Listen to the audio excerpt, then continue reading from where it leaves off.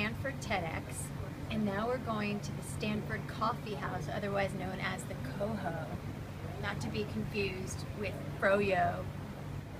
And this is where I honed my skills. Schlepped the M1, it's no joke, it's heavy, it's a beast. And I drank lattes all day, all night. I wrote poetry, and this is where I became who I am. So join me at the Coho. I also briefly worked at the coffee house. I made lattes like nobody's business. I drank lattes constantly, and I also explored my sensuality, my sexuality, while flirting with a lot of different people here at the coffee house. That's all I'm gonna say. I made sandwiches with my bare hands. There were lots of chips. I just remember lots of chips because growing up I wasn't allowed to eat chips. They were too fattening with the ballet. And I remember being so excited to make sandwiches with the chips. See the piano where I improvised for hours and hours and drove lots of studying people crazy is still there. Come this way. Woohoo! We have to whisper because people are studying, but I think this is the same piano that I used to play 20 years ago.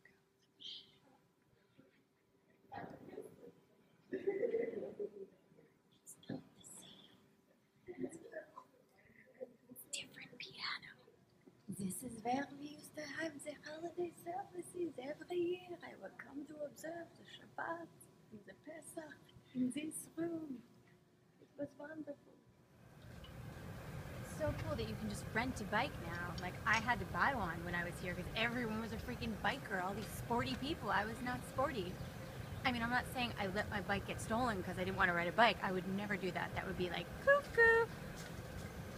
Post my handmade decoupage flyers, like Rachel live at the coffee house, and I would cut out stuff from magazines. I would cut and paste Sharpie and put them up right here.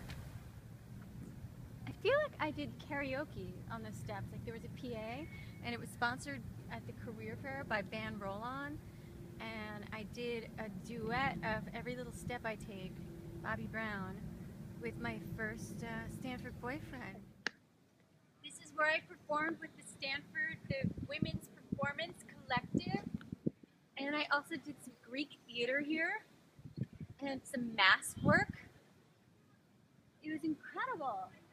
This is where I became who I am not. This is where I took my Jewish studies class, and I discovered that I am related by marriage to the Baal Shem Tov, the founder of modern Hasidism. And this is where I took freshman français, oui, and I fulfilled my distribution requirements. I don't know if it's locked or not, but we're going to try to get in. This is the theater department where I studied Chekhov, Shakespeare, and Neil Simon, and Brecht, and everything that I needed to arm me to entertain my tour manager Meredith in the car in years to come. Let's see if we can get in. Oh my God.